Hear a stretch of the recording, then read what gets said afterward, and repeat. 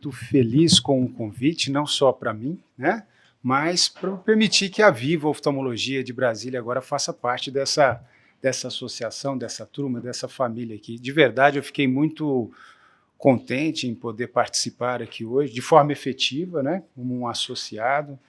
Agradecer o Edmundo, sempre, não de agora, desde lá atrás, ser muito carinhoso comigo nos nossos encontros, né, a turma que está aqui, e particularmente ao Enoque, né, que é o embaixador aí da Tech Laser, competente nas visitas, no carinho, muito agregador, então, muito obrigado. Achei muito oportuna a minha fala depois desse comentário final do Evandro falando do laser de Fento II, porque, basicamente, sempre que eu tenho a oportunidade de estar junto com os colegas que são oftalmologistas, que são cirurgiões, e principalmente ouvi dizer aqui que gestores estariam juntos aqui, a gente vive um momento da oftalmologia, principalmente dentro da cirurgia refrativa, que tem uma história bonita, né? Os cirurgiões brasileiros sempre se destacaram muito, e tomar decisões em relação a como conduzir o negócio em cirurgia refrativa tem passado por uma mudança de mentalidade muito grande. Então, eu falando particularmente da nossa clínica, que é a Viva, eu estou falando de uma clínica que tem 2 anos em Brasília, é um mercado muito particular, né?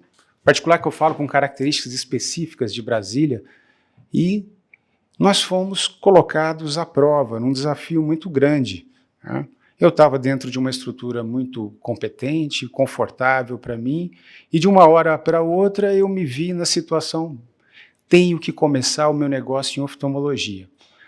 Não é uma decisão fácil de ser tomada, e conseguir competência nisso exige muito esforço, muito planejamento, muito estômago, muita sorte, muita fé em Deus, e eu acho que se juntar um pouquinho disso tudo, a coisa caminha. Então, vindo para parte de cirurgia refrativa, e eu brevemente vou falar do Presbionde para vocês, mesmo porque a Causais, que é uma parceira muito forte da Viva, colocou o Presbionde para a gente há 2 meses, e eu quero falar um pouquinho do laser de Fento II. Porque o laser de Fento II vai determinar se nós vamos seguir um caminho adiante ou se nós vamos dar marcha ré, se nós vamos voltar. Por quê? Particularmente falando em cirurgia refrativa, nós vamos falar, por exemplo, do LASIK, do Wow Factor, quer dizer, eu opero hoje, em poucas horas já estou enxergando muito bem, isso encanta o paciente, o acompanhante, encanta o staff da clínica, coloca o médico numa zona de conforto muito grande, engrandece a clínica, engrandece o negócio, e eu vou dizer por quê. Você opera um paciente de cirurgia refrativa laser, ele posta na rede social, ele sai com a turma, ele conta para os amigos que ele fez a cirurgia refrativa, ele gosta de dar publicidade. No entanto, se opera um presbita jovem, coloca uma lente trifocal maravilhosa nele, está feliz, ele não quer contar para ninguém que ele operou a catarata. Ele não quer. Então aquilo fica meio que escuro. O que joga a sua clínica para frente nessa necessidade do holofote tocar você é a cirurgia refrativa. E de uns anos para cá, a gente percebe um acanhamento da cirurgia refrativa. Brasília, eu vivenciei algo, porque até então eu era cirurgião, ia lá, fazia aquele tanto de cirurgia, queria que ficasse bem, mas logo queria sair para fazer minha aula de tênis e tal, e não acompanhava nada do que acontecia por trás daquele negócio. Para falar a verdade, eu nem sabia o que eu ganhava para fazer uma cirurgia ou não. Aí, de repente, eu me vi na situação de bater com a minha maletinha nas portas dos convênios para fechar os meus contratos. Primeiro, convênio nenhum me queria. Não, doutor. Nós já temos a rede completa. Como se eu buscasse, supondo que aquelas grandes operadoras e seguradoras já não tivessem amparada pelo corpo de profissionais que eles precisavam. E o segundo ponto, Brasília, não sei se vocês têm oportunidade de conhecer, tudo é setor. Aí eu montei a clínica no setor de clínicas. Aí, muitas das vezes, eu recebia a seguinte, olha, nós vamos fazer uma avaliação da necessidade de oftalmologista na sua área. Mas pronto, tem 2 clínicas ali que tem 200 oftalmologistas, meu vizinho, então ficou difícil. Então, apostar em nova tecnologia, um investimento que eu até mesmo duvidei se estava certo e se eu teria capacidade de tocar adiante, né? Foi ter algo diferencial.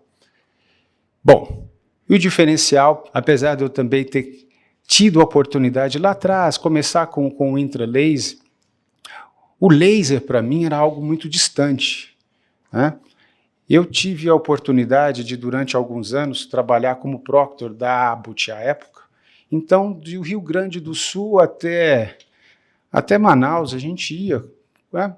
A aplicação da Abbott era muito competente, a aplicação clínica, a gente ia, começava esse trabalho com um serviço novo, e sempre eu percebia uma necessidade do aprendizado técnico, de parametrização, da ergometria do aparelho, de como eu vou usar o aparelho, mas a mentalidade não mudava.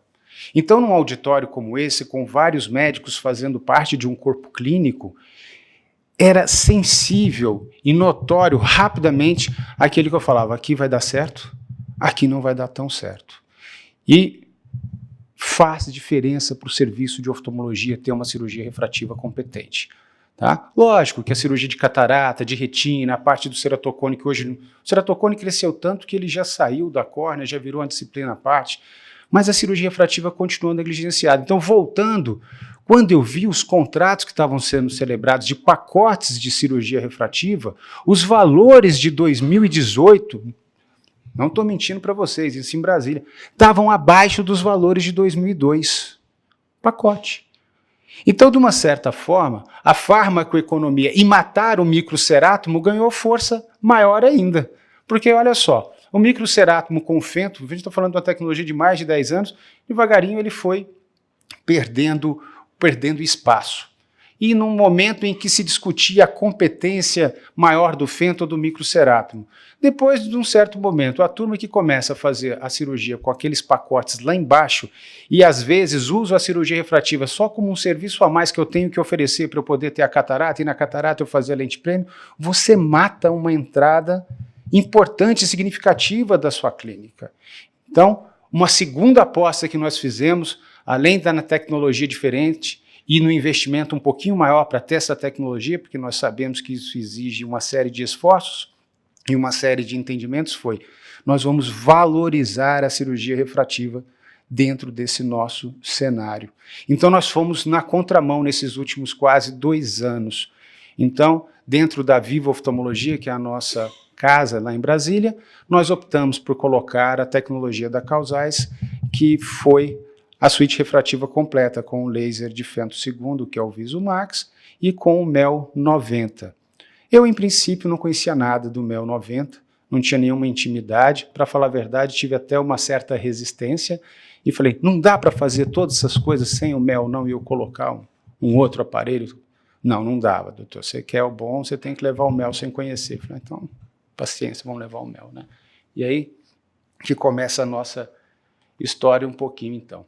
Quando fala Presbionde, uma nova opção para presbiopia da Causais, esse título já estava lá, né, Enoque? Na realidade, essa tecnologia não é tão nova assim, nós estamos falando de 15 anos de tecnologia e, obviamente, que como toda tecnologia, isso vem evoluindo, tá? Eu gosto de mostrar um pouquinho das fotos da nossa cidade lá, porque a imagem que a turma tem de Brasília é uma imagem distorcida de telejornal. Nossa cidade é muito mais do que aquilo que passa para vocês lá. Hoje, quase 3 milhões de habitantes, e uma medicina que, felizmente, evolui muito positivamente. Mas esses números da presbiopia que são impressionantes. Tá? Então, eu achei isso ontem, na realidade eu preparei isso aqui ontem antes de vir para cá. 1,7 bilhões de pessoas no mundo têm presbiopia. Na realidade, se a gente pegar os números americanos, olha, praticamente 100 milhões de pessoas utilizam alguma forma de correção. E a tendência com o envelhecimento da população é cada vez mais os presbíopes estarem por aí. E uma situação que nós percebemos é que as pessoas buscam sim alternativas de correção que não apenas o óculos e a lente de contato. Então hoje, amadureceu-se muito a ideia da lente premium, e que ela é fantástica mesmo. Realmente, a cirurgia de catarata modernizou muito a arquitetura de incisão, substância viscoelástica, as fórmulas, né, a biometria muito mais competente, sua previsibilidade, o seu intraoperatório muito mais seguro. Isso fez com que nós tentássemos, cada vez mais nos pacientes jovens, substituir um cristalino, às vezes, funcional, transparente, competente, né? Por falta de tecnologias que pudessem entrar como uma alternativa de intervalo. Então, quando a gente fala, às vezes, de cirurgia de presbiopia, para um paciente jovem, há pouco eu entrei aqui, já estava batendo papo, já surge esse assunto, porque hoje a turma de 45, 50, 55 anos, está todo mundo trabalhando, dirigindo, passeando, enfim, indo, casando de novo com um filho pequeno, um monte de coisa acontecendo. Então você tem aquele indivíduo de 55 anos que pode entrar no seu consultório, né, com cabelo branquinho, de bigode, terno e gravata, você tem aquele outro que entra com o cabelinho para cima, camisa polo, tênis, sapato tênis. Aí o estilo de vida de cada um vai determinar a forma de conduzir isso. E o que me chama a atenção da presbiopia é que, quando eu comecei a fazer a cirurgia lá atrás, em 2002, 2003, a turma era muito jovem mesmo, era 20 baixo que operava. Hoje, particularmente, quase 45% dos pacientes que eu opero são presbitas. Então, tinha que achar uma alternativa para esses pacientes. E esses pacientes valorizam a cirurgia refrativa, eles se valorizam. Às vezes, diferentemente do paciente um pouco mais jovem que está na dependência de outrem, está na dependência do plano de saúde, e eu não tenho como oferecer na nossa clínica cirurgias pelo plano de saúde. Ele pode até utilizar o plano de saúde dele para fazer parte Mas não dá para você oferecer fento segundo, cirurgia customizada, presbionde, que a gente está falando aqui, com um acordo com os planos de saúde da forma que eles querem, né? Então vamos lá. Bom, a monovisão é um termo que eu detesto, mesmo quando a gente falava em básculo, eu sempre falei básculo-visão balanceada. Você chega para o paciente e fala monovisão, esse termo é ruim para ele, ele não aceita muito bem, e você tem que ter um jeito de conduzir essa forma, mostrando para ele, eu botei essa figurinha ontem aqui, que não tem uma fonte da juventude. Isso é um fenômeno que é irreversível e vai acontecer com todos que tiverem a oportunidade de viver o suficiente para que isso aconteça. Esses pacientes buscam a cirurgia refrativa. E sabe o que nós fazemos com ele? Nós espantamos esse paciente. Quantas vezes eu não recebo o paciente no consultório, que está chegando ali com 39, 40 anos, da míope? Ah, doutor, mas já me falaram que eu consultei da outra vez e se eu operar eu vou atrapalhar para perto. Se eu operar agora não vai adiantar nada porque eu vou ter que usar óculos para perto. Nós médicos, sabotamos o nosso negócio. E eu estava num congresso da Sotrim. Sotrim é a Sociedade do Triângulo Mineiro de Oftalmologia, lá em Uberaba, se eu não me engano, o ano foi 2008, e o professor Wallace Chamon fez o seguinte comentário que eu não me esqueço, ele falou, 3% dos pacientes que são candidatos à cirurgia refrativa operam, buscam a cirurgia, 3%. Então, o seu paciente, ele não é o meu paciente, vocês não são meus concorrentes. Na realidade, o paciente que opera aqui fica bem, ele contamina outro que quer operar, vai lá em Belo Horizonte, opera, fica bem.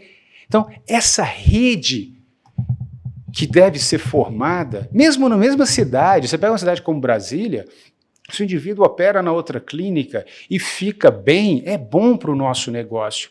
E daí a necessidade de se investir em tecnologia para que a gente possa falar a mesma língua. Porque se ele vem comigo, eu dou uma conduta para ele, eu falo em laser de fento segundo, em customização de tratamento, enfim, apresento uma tecnologia melhor. Ele entra no consultório do doutor e o doutor fala, nada, bobagem, olha isso aqui, operou, faz aqui comigo, será? Todo mundo faz assim e fica bem. E fica mal, gente? Não fica.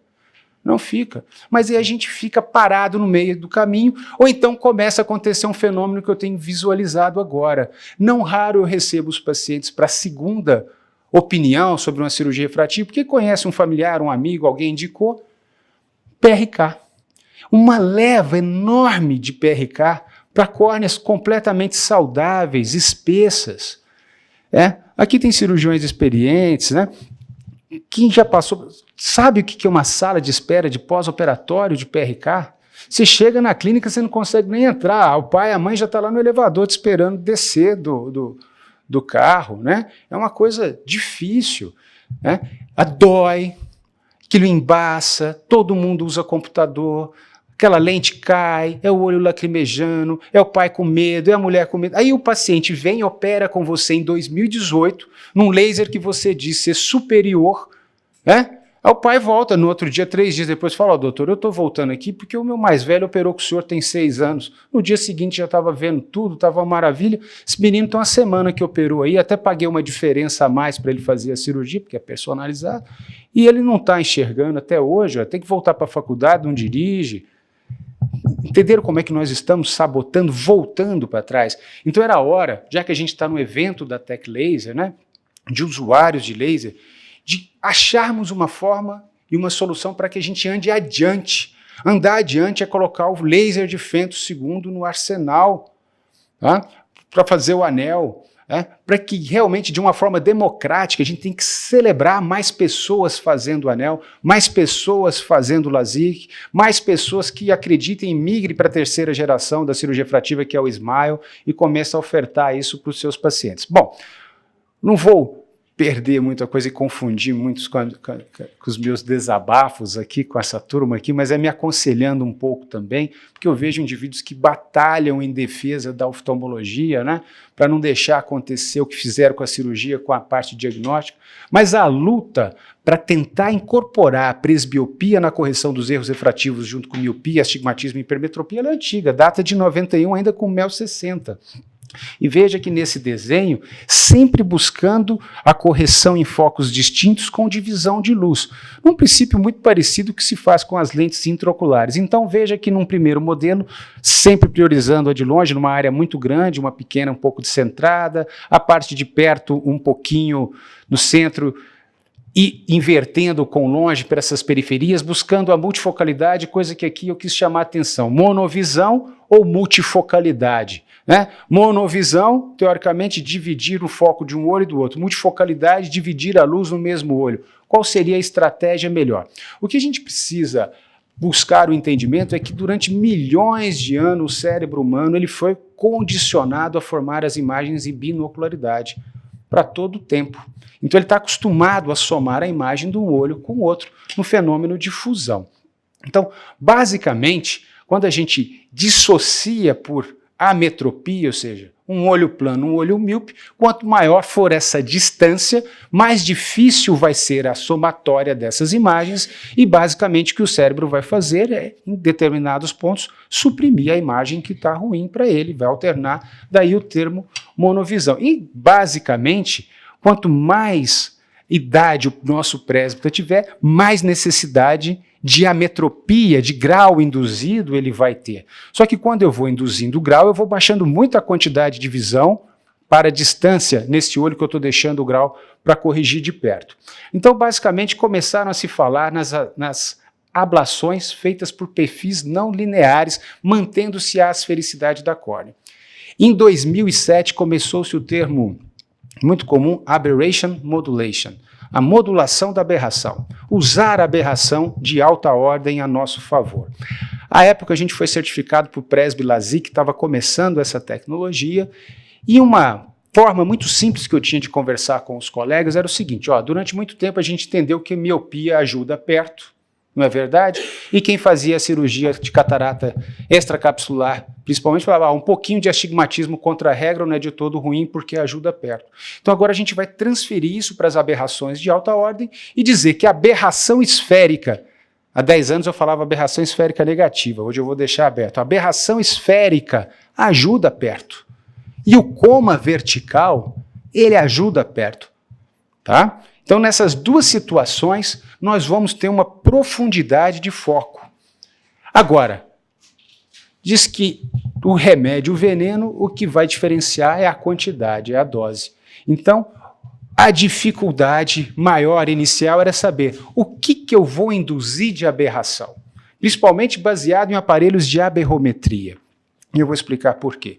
Fica muito fácil entender que se eu der mais miopia, eu vou atrapalhar longe, vou ajudar perto. Tá certo? Então eu tenho que dosar isso para não atrapalhar tanto e para não dissociar tanto um olho do outro. Mas como é que a gente fazia uma conta do que eu vou induzir de aberração esférica nesse paciente e como eu vou controlar o coma? No Presby LASIK, eu tinha uma tecnologia que nós começamos usando o WaveScan, que era o aberrômetro, que já era muito melhor do que usar o Wave. Eu não sei quais são as tecnologias que vocês utilizam, né? Que era muito melhor do que o Xywave da Bausch Lomb, e depois ele teve uma migração que eu tive a oportunidade de participar, ser certificado também para o iDesign, que era a tecnologia um pouquinho mais nova, já tinha muito mais consistência na captura das imagens. Mas lembra, eu estou falando de uma tecnologia de Hartmann-Shaw, quer dizer, eu jogo luz e pego o reflexo de luz. Numa piscada atravessada, aquela luz muda. E ali eu estava falando de uma tecnologia totalmente pupilo-dependente. Se eu faço uma berrometria para um paciente com 4 milímetros de pupila e faço uma berrometria num paciente com 7,2 milímetros de pupila, eu estou falando de dois universos completamente distintos. O Presby-Lazique, ele se aplicava para córneas virgens de tratamento em pacientes que eram hipermétropes.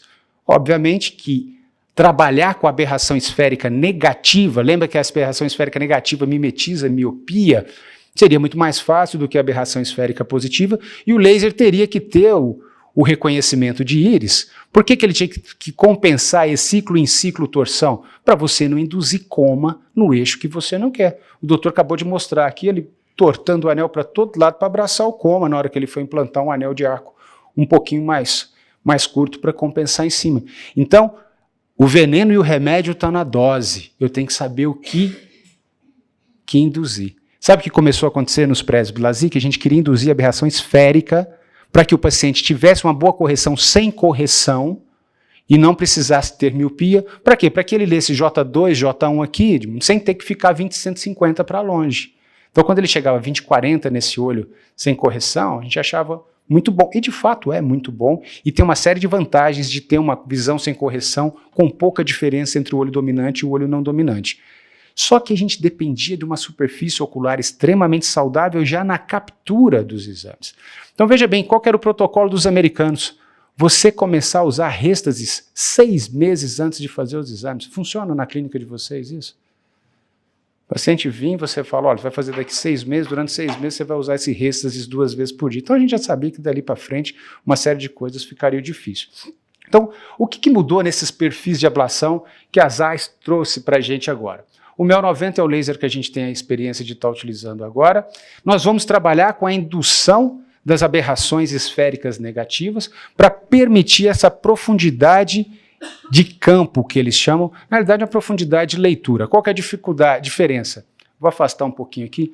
Você pega um indivíduo com 2 graus de miopia, ele acaba de fazer a cirurgia, às vezes ele coloca aqui, não, doutor, não estou vendo.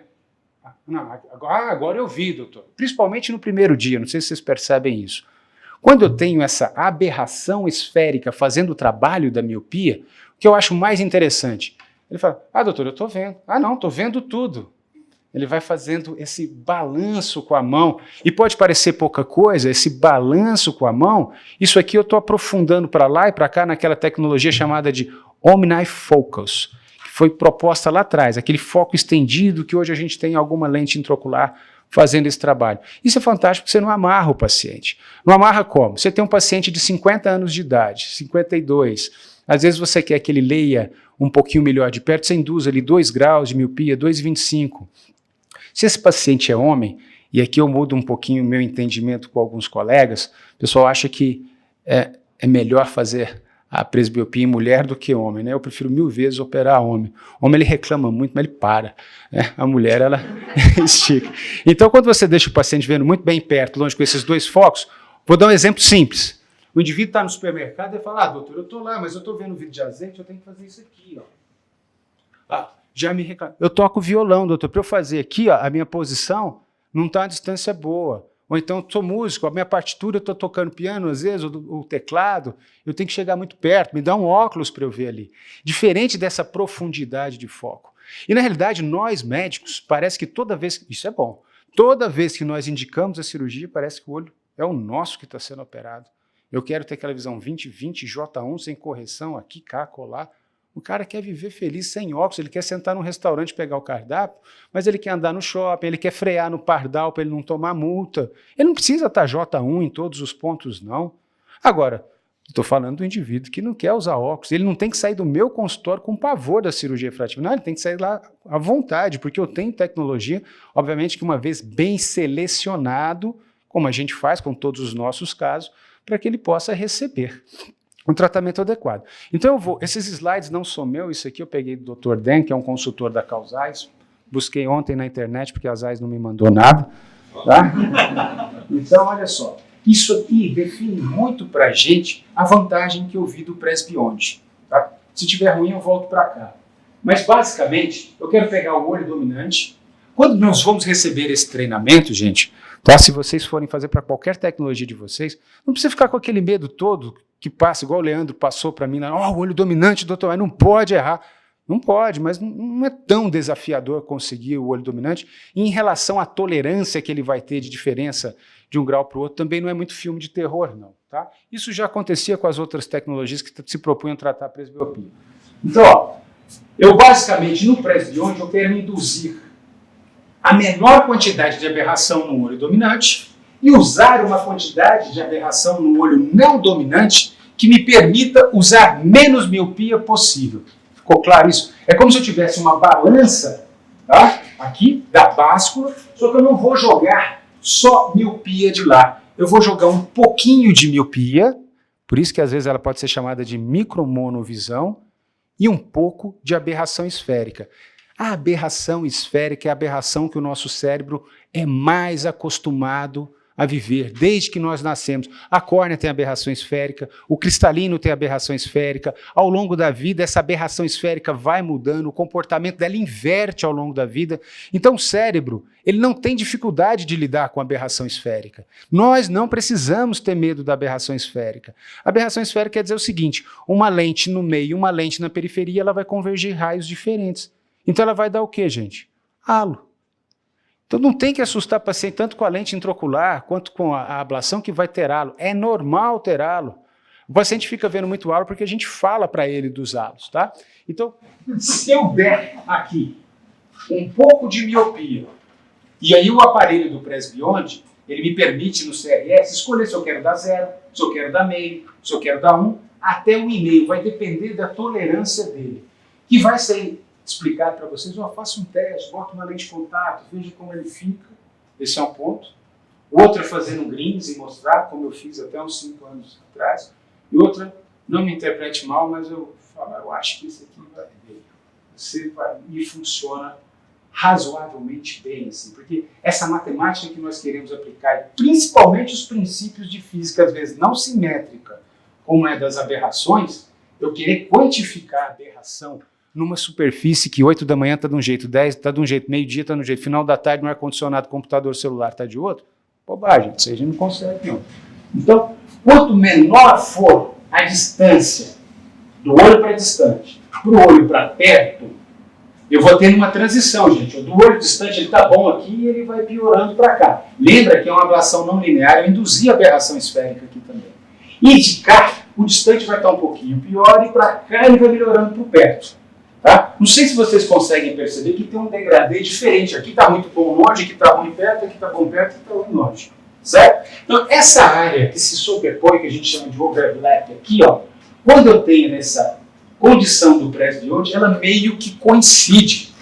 Deu para perceber essa coincidência aqui? E isso aqui que é o grande sacada que esses alemães tiveram para criar isso aqui. Porque quando isso aqui coincide, eu ganho visão intermediária, eu não vou abaixar a sensibilidade ao contraste e o meu impacto é mínimo na estereopsia dos pacientes. Então a chance dele tolerar aqui é muito maior do que aqui, porque como eu disse lá atrás, o nosso cérebro, bilhões de anos, está acostumado a usar os dois olhos e não ficar suprimindo a imagem. Tá? Então isso nos encorajou bastante e eu já estava pedindo para eles há algum tempo a possibilidade de experimentar essa tecnologia pela experiência que eu tinha com o Presby LASIK da Abbott desde lá de 2007. Então a chance do meu paciente ter uma tolerância confortável com o Blended Vision, ela é superior a uma monovisão tradicional, que para falar a verdade eu botei 60 porque foi um número que eu achei. Eu acho que é até maior do que 60%. Tá? Então eu vou mostrar 2 casos, porque essa tecnologia, diferentemente de um Presby LASIK, que tem que ser em córneas virgens e em córneas de pacientes hipermétropes, ela pode ser feita em córneas virgens, em pacientes que já fizeram a cirurgia conosco e agora estão na fase da presbiopia, em pacientes hemétropes, hipermétropes, míopes e com astigmatismo. Então, essa psicóloga, até a esposa de um colega nosso, com 44 anos de idade, eu fui recortando do nosso prontuário lá, e veja, ela teve em 2017, se consultou, eu recortei de novo, porque ela voltou agora, mais de um ano depois, não passou comigo, passou com a médica retinóloga, isso que eu falo da mentalidade, tá? Ela é paciente da retinóloga, e a retinóloga colocou refração e tal, conversamos sobre o presbionde. Então a equipe da sua clínica né? Quando você principalmente não está sozinho, se vocês têm essa mentalidade da equipe médica, o retinólogo, o glaucomatólogo, o indivíduo da catarata que faz mais catarata, saber que o fato do paciente fazer uma cirurgia laser hoje não vai impedir daqui a 5 anos dele fazer o implante da lente, não. Ah, mas 5 anos é pouco, doutor. O indivíduo de 50, 5 anos já é 10% da vida deles. Pegar a vida adulta, mais de 20%. 5 anos é tempo demais na vida de alguém, principalmente para ficar sem óculos. Então aqui, córneas muito boas, né? Um olho esquerdo dominante, mesmo sendo o olho que tinha mais astigmatismo. Trabalha-se muito em cima, eu circulei ali, está ruim para vocês verem, até na minha tela de computador estava ruim, mas no Atlas, que é o aparelho que a Causais conjuga com o MEL 90, nós vamos trabalhar em cima da aberração esférica no Z4, que ele coloca aberração esférica pura. Quando a barrinha aparece verde, gente, é a aberração esférica positiva, quando ela aparecer vermelha, vai ser a aberração esférica negativa. Eu mostrei o mapa de elevação para a gente já entender essa diferença de curvatura da periferia para o centro, ou seja, a córnea é asférica, eu sei que estou repetindo conceitos que vocês sabem, nós vamos continuar com essa córnea asférica, não essa córnea chanfrada. Bom, aqui estão os dados dos pacientes. Nessa tela de planejamento, eu vou ter o padrão de ablação para o olho não dominante e para o olho dominante. Para preparação, o software do aparelho ele vai te pedir a refração manifesta, a idade do paciente, ele tem a possibilidade de fazer a avaliação da idade funcional. O que é isso? O indivíduo às vezes tem 45 anos de idade, mas tem uma vista cansada de 50 e vice-versa. A gente trabalha só com a idade normal dele. Pede o olho dominante a capacidade que ele tem de tolerar. Não sei se vocês perceberam, por que eu estou querendo mostrar essa tela para vocês aqui. Basicamente, a razão de mostrar essa tela é que eu não tenho aquela aplicação de nomograma de aberrometria tão restrita, que às vezes nós temos 3 cirurgiões aqui trabalhando no mesmo serviço, usando o mesmo laser, cada um aplicando um nomograma assim, totalmente diferente. Não é que não é importante cada um ter seu nomograma, mas não faz sentido, né? Uma diferença de 2 dioptrias, como acontecia no outro serviço que eu estava. Tá? Então o aparelho, nesse módulo, ele consome um pouco mais de tecido. Hoje eu posso dizer para vocês das AIS, ele está consumindo em torno de 20 micra, comparado com 12 dioptrias e meia que o MEL consome numa ablação normal. Quer dizer, eu nunca tinha visto um laser para consumir tão pouco também, tá? Mas aqui ele consome razoavelmente normal. Percebe-se que o perfil de ablação não linear é que vai permitir a você manter uma asfericidade de uma maneira mais genérica, não depender de ciclo-torção em ciclo-torção, então não ter tanta preocupação com coma. Porque o coma ele é uma faca de 2 gumes. A aberração esférica, para onde você girar, ela é aberração esférica.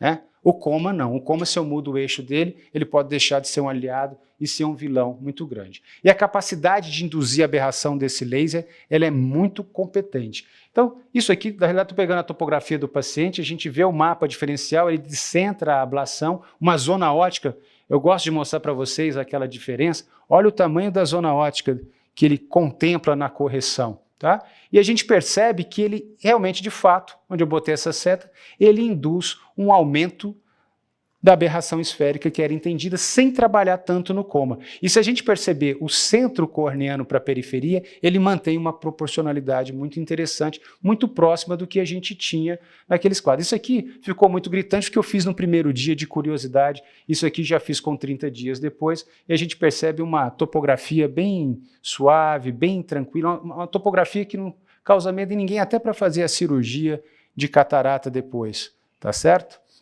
Bom, seguindo para um paciente 2, eu mostrei primeiro um olho míope, uma paciente de 56 anos.